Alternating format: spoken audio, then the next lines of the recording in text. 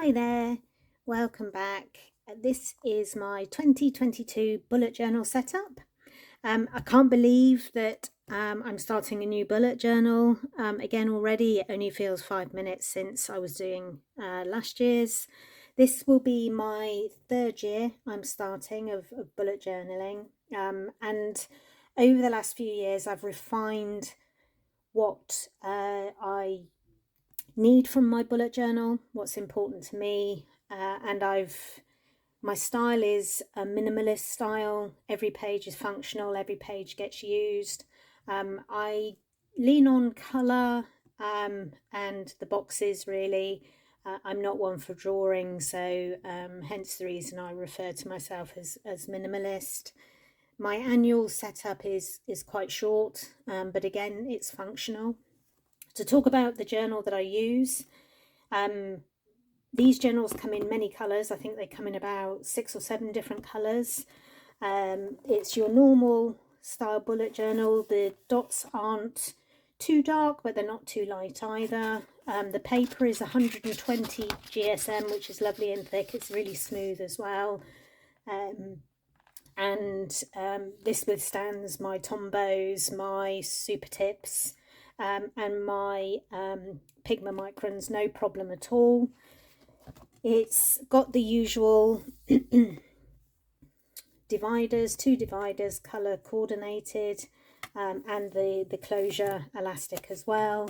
In the back, it's got the usual envelope there for you to use. It's actually a company called Stationery Island.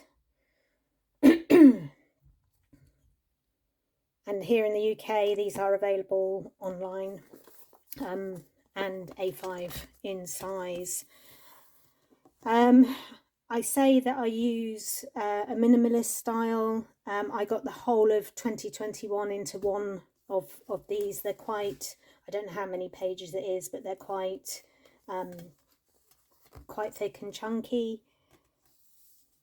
Other materials that I use, as I mentioned before, I use my Tombos, Super Tips, and for all my lines and bold work that I do, I use my Pigma Microns. And the 0.8 and the 0.2 determines the nib size. The 0.8 is a thick nib, the 0.2 is quite thin, and these are the two. I've got others, but these are the two that I tend to use most of the time. So let's get started. Straight into a title page, really simple. I can't believe, I look at 2022 and still can't really comprehend that we've actually got to 2022 now. And then straight into my future log. Now, I've used the same setup as I did last year because I found this so productive.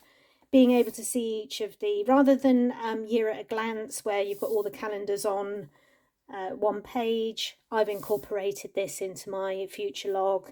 I've also, I've seen it a lot this year, just to do future log once. I've actually used the Dutch door setup on this so I can get the 12 months over the 2 pages.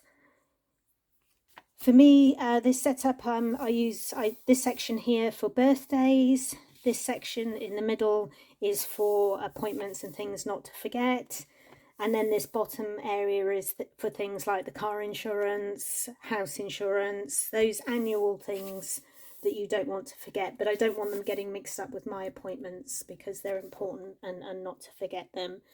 As I say, really productive setup that I used for last year. So I've gone with the same this year. So that's my future log. Now, new for me this year, I decided that I was going to go with some goals. So 22 goals for 2022.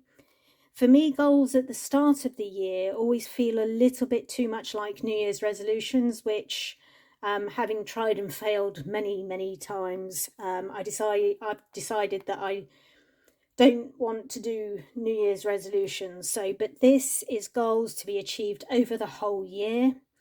And you'll see in my January setup, when I upload that, I then take a monthly view on my goals, but they will relate back to these. I have decided what the 22 are. I haven't written them in yet.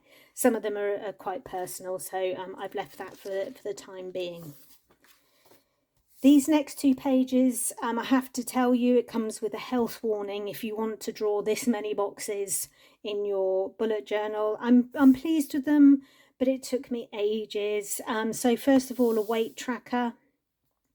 Now, I'm not on a diet, but I just like to check in and make sure the number on the scales isn't scary. So on a weekly basis, I weigh in, and this is just monitoring more than anything else.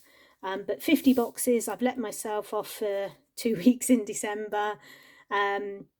50 boxes, one for each week of the year. Then new for me again this year is my savings. So on the first of each month, I've got 3 streams of savings. I'll put those in, add them up, and then in theory, if everything goes to plan, I can see my savings grow as the year goes on. And this final figure at the end of the year is a figure that I'll have in my goals, one of my goal boxes. So to try and achieve a certain level of saving by the time I get to the end of the year. And that's it for my annuals, to be fair. It's simple, functional, every page will get used. It'll keep me in track, keep me focused on goals, my weight and my savings, and that's it. So I have done my January setup. I will upload that separately, and if that's something that you don't want to miss, please hit that subscribe button.